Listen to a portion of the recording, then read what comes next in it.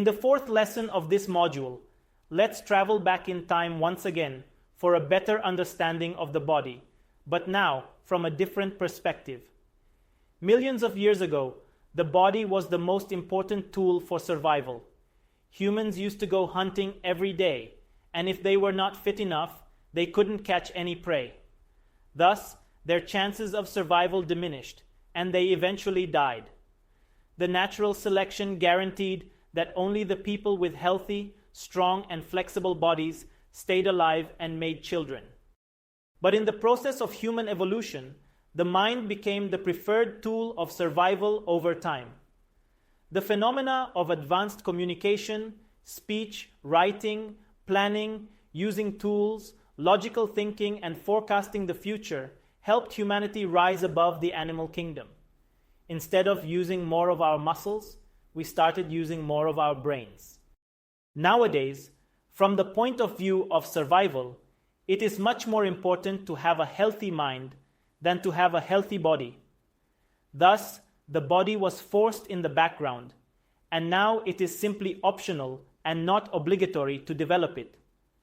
Certainly, when the body becomes too unhealthy, it is more prone to diseases, which hinders survival. But it is not a direct tool for survival anymore like before. Because of this, many people became unmotivated to exercise their bodies. The modern man wakes up from a cozy bed in the morning, goes to work sitting in a comfortable car, sits in a chair at work for 8 hours, gets back to the car, drives home to spend the rest of the day relaxing in a comfy sofa watching TV, and finally goes back to his comfortable bed just to start everything again the next day. It is no surprise that we lost contact with our bodies. As it is no longer necessary for survival, we literally have to force ourselves to exercise. The situation is a bit different for women, because having an attractive body is still significant for them. They know that when a male chooses a female partner, one of the first criteria of selection is a healthy and attractive body. Men are unconsciously already thinking about the health and the survival chances of their future children, and from the point of view of the women, their chances of survival is highly increased when they can attract the best and strongest men. That is why unconsciously women are still so much preoccupied with their bodies and their looks. Certainly, everybody knows the advantages of exercise and a healthy lifestyle, and I wouldn't like to go into that here. But as it is not affecting survival directly, many people simply disregard their bodies. In the future, the body will become even less important, so we will have to make even more conscious effort to look after it. You lost touch with your own body immensely, just like you lost touch with nature. Body is part of nature, part of the natural world, and it is also part of you. Your body is the sacred meeting place of nature and your soul. They say that the body is the temple of the soul. By disregarding this temple, you distance yourself not only from nature, but from your soul too. You have become too unnatural because you are living too much in your head. Humans used to do almost everything only with their bodies. As their consciousness stayed always on this root level, they identified themselves with their bodies completely. Imagine your body like a car, and your consciousness like the driver. You were born inside this car. You go everywhere with the car. You do everything with the car, and you will even die inside the car. You have never stepped out of it. You don't know your real self. So, certainly, you don't recognize yourself as the driver. You think you are the car itself. With evolution, as the brain became more complex, humans started to have more and more complex emotions. Their emotional life started to become almost as important as the physical one. But this didn't mean that they stepped out of the car. No, they simply changed it to a boat. They started floating on the ocean of emotions, which is always in motion. Emotions are connected to the element of water, so we needed to change the vehicle. but we didn't change the identification with the vehicle. So, people started to spend a part of their time still in the car, and one part already in the boat. The emotional life became more and more pronounced and real. Compared to the ground, the ocean feels so much more free. There are so many more possibilities. The problem is that even when you step out of the boat, you step immediately back into the car. Your boat is floating on open water, and a dangerous storm of emotions can grasp it any minute. And because you also identify yourself with the boat, the waves of emotions sweep you away with it, and you lose all control. But human evolution didn't stop here. Our consciousness conquered not only the ground and the water, but the sky as well. Our thoughts can travel through space faster than the speed of light, and we can even see the future and the past when the thoughts travel through time. The airplane is the ultimate vehicle. Only our imagination can set any limit to what we can think of. Compared to floating, what a great freedom flying is, isn't it? When our consciousness flies on the airplane of our minds, we feel unstoppable. Thinking is what really separates humans from animals, and it is the ultimate tool for survival. That is why we spend so much time with our thoughts. Even while doing nothing physically, we can work towards our survival by thinking. Certainly, most people don't consciously realize that thinking is for survival. They see problems that they cannot seem to put their minds off. Thinking has become an obsession. The automatic survival mechanism of the mind took over the modern man. Most of them cannot even imagine that thinking can be stopped, or that there is anything beyond the mind. As humans, we have traveled a long way in millions of years, and many things have changed except one. We never really got out of the vehicles. We simply changed them from a car to a ship, and finally to an airplane, and we live by getting out of one vehicle and immediately getting into another. The modern man spends most of his time driving the airplane, living in his head, and getting lost in his thoughts. He has become very abstract, charting unknown territories, distancing himself from the physical reality and nature more and more. You can change the focus of your consciousness easily. You can explore the ground, the ocean, and the air, but only one at a time. You always pay attention to sensing, feeling, or thinking, but never to yourself. You never stepped out of the vehicles, you only changed them. You are so much occupied with driving the vehicles that you forgot about the driver. You identified yourself with the body, the emotions, and the thoughts completely. You imprisoned your consciousness into these vehicles, and then you forgot about the prisoner altogether. In the first module of the Academy, you have to learn how to connect yourself to the element of earth, or how to be grounded. Certainly, the body is already connected to the earth. Otherwise, it wouldn't be able to survive. It is connected through breathing, eating, drinking, and sleeping. If you don't breathe for 3 minutes, don't drink for 3 days, don't eat for 3 weeks, and don't sleep for 3 months, you die. Plants are connected visibly and physically to the earth, so these processes blend together in them. We don't see them sleeping, eating, drinking, or breathing because these happen in a single undivided flow of action. It is not really an action, more like a happening. But we know that they do photosynthesize, which is the equivalent of breathing, and they do soak up water and chemicals from the ground. During the process of evolution, animals became mobile and thus able to store energy just like a battery. But this also means that they need to get recharged on a regular basis. As the first humans stood up on 2 legs millions of years ago, we distanced ourselves from the earth element even more. But denying our connection to the earth causes many problems and unnatural tendencies. It is important to recharge yourself regularly and sufficiently. Eat more healthy, more raw, more unprocessed food. Sleep at least 8 hours. Go to bed and wake up always at the same time. Drink more water than you normally would and pay attention to its quality. Be more aware of your breathing. Take deep and long breaths into your stomach. Exercise regularly, at least for 30 minutes daily, without straining yourself too much. Listen to your body because it knows what it needs and when it needs it. Become more natural, be more in nature. Walk barefoot, swim in the ocean, and hike in the mountains. Touch a tree and feel its energy. Lie down on the ground and watch the clouds or the stars. You will enjoy these tremendously because you will feel reconnected with nature, something that many of us forgot in this modern world. When I started my spiritual journey, I intuitively found and invented techniques to connect with my higher self, however little I knew about it then. I intuitively felt that the best place to connect to my natural side is to go to nature. So, I decided to go out for one night to my favorite forest very close to my home and spend the night there alone.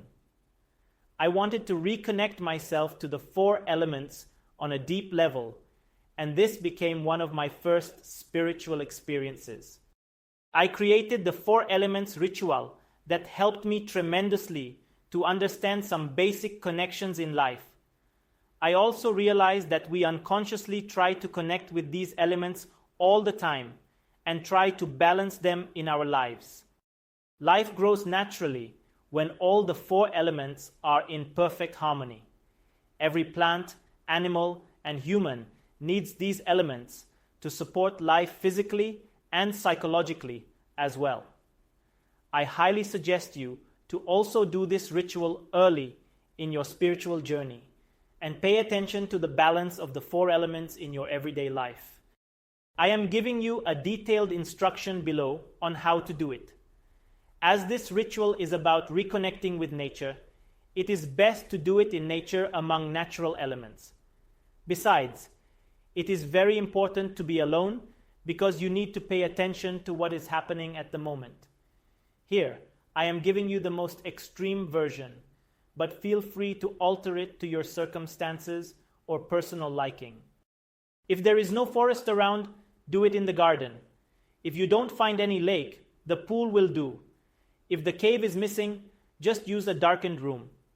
If it's not possible otherwise, go through the elements separately. You get the idea. It is important, though, to go beyond your comfort zone. The more you take away from this exercise, the more will be taken away from your experience and from its benefits. It is best not to wear any clothes because they are not natural. Be naked, just like when you were born. Be naked in your mind too. That means do not make any judgments about what you are doing, because then the essence of the experience won't reach your inner being. The first element is earth. You have to find a cave or a cave-like structure for this part. The cave represents both death and rebirth, the womb and the tomb. Real rebirth is only possible when something in you dies first. In the early era of the earth, there was no life, only matter, space, and darkness. Reconnect with this space now. Later, we as humans were living in caves for millions of years, so every human being stores this collective memory in the unconscious parts of the mind. Reconnect to this primal energy. Reconnect with your primal self. Go inside the cave until you don't see any light, and then a bit even further.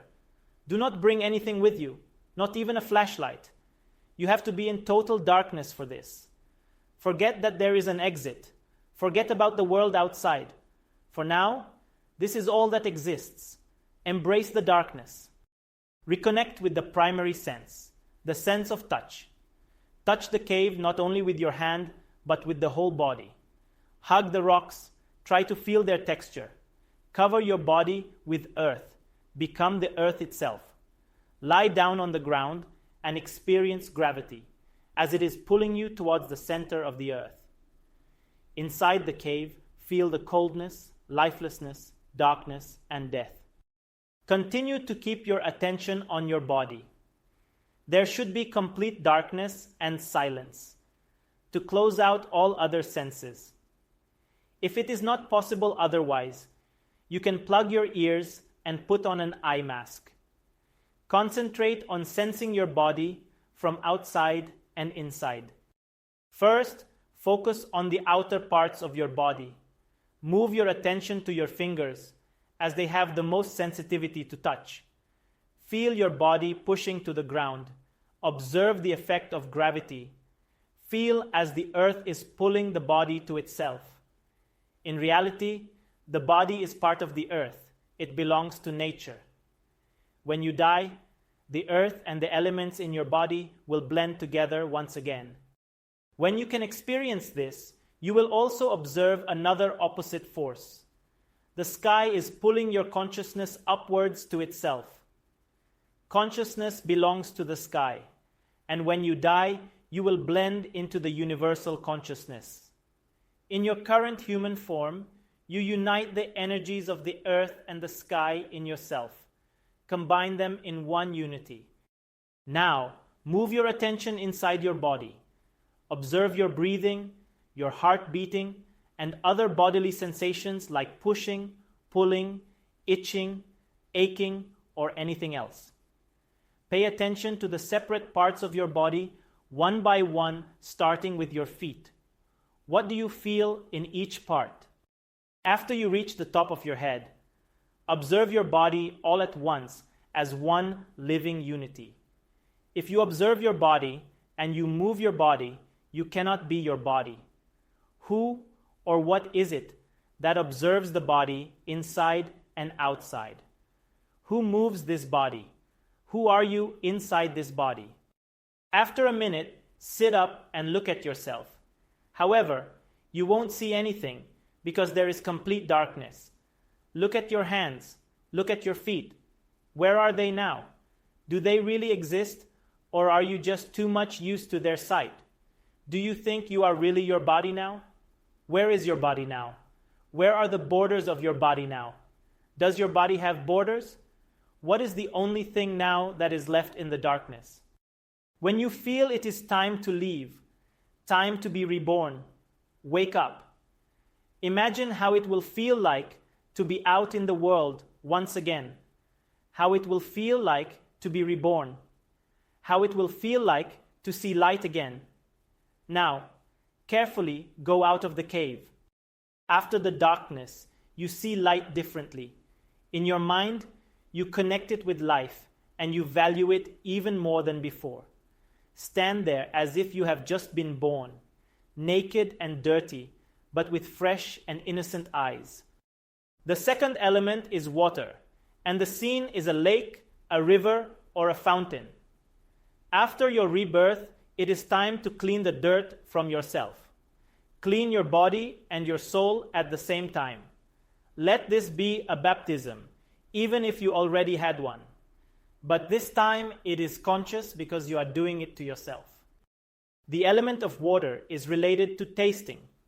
So, taste the water consciously and slowly, and then drink some of it. If the water is not drinkable, drink some water from your bottle. Water cleans and refreshes you inside and outside. While earth is related to your body, water is related to your emotions. Be aware of your emotions and realize that your emotional life is an important part of you. Water cleans away your negative emotions that have been stuck inside you from the past. After this cleaning ceremony, just know that new emotions are waiting for you. Let the old emotions flow away, just like water is flowing down in the river. The third element is fire, so you will need to make a fire in a pit. After birth, you are cleaned with water, and now you want to be in the loving arms of your mother. After the rigid earth and the cold water, you desire something soft and warm. Fire symbolizes life, activity, and change. Let the fire warm you inside and outside. Fire warns us to be not only passive, but active too. The passivity and the cold nature of the earth and the water are important, but for life, you need activity as well. The strong light coming from the fire is just the opposite of the total darkness of the cave. Let the fire activate you. Feel the inner fire rising up. Look at the fire like you never looked at it before. Fire is related to the sense of sight. So for now, focus only on watching. Be amazed at how beautiful this fire is and how beautiful the whole world is that you see every day. After a few minutes, start using all of your senses one by one to perceive this fire. Smell it, hear it, feel its warmth, and even touch it lightly. If you keep your hands in the fire, you burn yourself. Fire teaches us to appreciate the beauty of the world and enjoy it without attachment. The fourth element is air, and it is connected to the sense of smell. As fire is active, it will inevitably die down in the end, but the cinder will smolder for a long time, which you should use to warm your body until dawn comes. If possible, try to lie down above the cinder with your back. You can put some trees above the fire pit to keep a distance from the heat. If this is not possible, just lie down right beside the fire. Feel the warmth while looking at the stars in the sky. Take a deep breath and feel the oxygen filling your lungs. This is the air you breathe in every moment of every day, and you do not pay any attention to it. But in reality, fire is the same process as breathing, just at a much faster rate. Breathing connects the cells of your body with oxygen, just like the cells of the wood connect with oxygen during fire. The same way metal rusts and a half-eaten apple turns brown, by a process called oxidation. By breathing, you are really slowly burning. Look at the smoke flying up in the air behind your body. When you are lying on the cinder, it creates an illusion as if your own body was burning. The body is in a constant process of dying, and when it completely burns away, its elements return to where they came from. When the fire dies out, the carbon blends into the earth, and the smoke blends into the sky. Watch carefully what is left. Where are you in the equation? Is your consciousness staying on the ground or flying up with the smoke? Is it disappearing or is it becoming clearer? Is it more concrete or is it melting together with the surroundings? Maybe everything at once. Just stay and watch. This will bring you a new understanding of the elements and your own nature. I hear you asking, do I really have to do this? Well, if you don't want real transformation, then no, you don't have to do it. If you simply want to read spiritual theories and contemplate about this and that, you can skip it. If you want to turn this course into a philosophy, you can simply watch it through, skip all the exercises, and form your opinion in the end. But if you skip it, then this course is not for you. It won't help you. Philosophy won't change you. Theory won't change you. Contemplation won't change you. And your opinion will surely not change you. A radical transformation is needed, a real rebirth of your consciousness. Your inner core has to be changed, and not your views, opinions, and thoughts. The only way is to experience this change, to be the change itself. This is why I give you several practices, exercises, and meditations. These are simply tools for change. You cannot form opinions about them. Some will work better for you, and some will not work at all. But you have to experiment, just like a scientist in a lab. You have to come to your own conclusions instead of accepting a belief system. Immortology is an inner science that helps you discover your consciousness. It is not a religion, it is a mystical school. Here, you don't have to believe in anything. Instead, you have to doubt everything, just like a scientist. We start with an initiation, with the 4 elements ritual. It is a symbolical rite of passage that separates your old life from your new one. It is the first step that takes you from an old you on a long journey to a new you. It is a real physical act that shows your dedication, commitment, and courage to start this path. I hope you are ready.